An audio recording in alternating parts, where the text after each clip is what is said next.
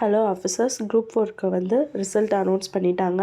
So அந்த result announce பண்ண இந்த டைமில் வந்து நம்மளுடைய கட் ஆஃப் வந்து பார்த்திங்கன்னா நிறைய பேர் வந்து 167லேருந்து 169 ஆர் 70 கூட இருக்க சான்ஸ் இருக்குது.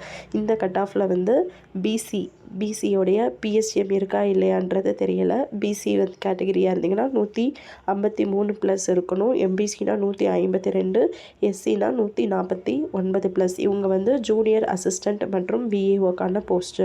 அப்புறம் ஜென்ரல் கேட்டகிரியில் இருக்கிறவங்க வந்து 155, அதாவது ஓசி சொல்லுவோம் இல்லையா, அந்த கேட்டகிரியில் இருக்கிறவங்க.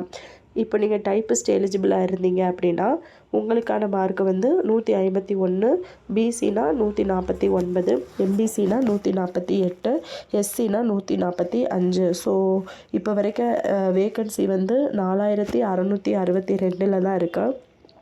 இதுக்கப்புறம் ஒரு 1 ஆர் 2 வீக்ஸ்க்கு அப்புறம் மேபி வேக்கன்சி வந்து இன்க்ரீஸ் பண்ணாங்க அப்படின்னா அதிகபட்சம் ஒரு 3000லேருந்து 3000க்குள்ளே தான் வர சான்ஸ் இருக்குது. ஏன்னா ரீசெண்டாக அதுக்கு முன்னாடியெல்லாம் பார்த்திங்கன்னா 8000, அப்புறம் 7000, 2 இயர்ஸ் பேக்கில் தான் வந்து 10,000 வேக்கன்சி வந்து விட்டுருந்தாங்க.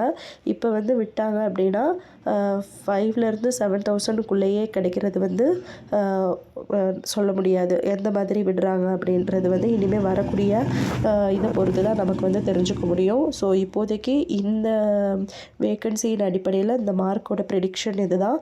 வேக்கன்சி மேபி இன்க்ரீஸ் பண்ணாங்கன்னா இந்த ப்ரெடிக்ஷன் மாறும். ஸோ உங்களுடைய மார்க் என்ன, நீங்கள் எந்த மார்க் எடுத்து எவ்வளோ ஸ்கோர் பண்ணியிருக்கீங்க அப்படிங்கிறத கமெண்ட்டில் லீவ் பண்ணுங்கள். நானும் தெரிஞ்சுக்கிறேன். தேங்க்யூ.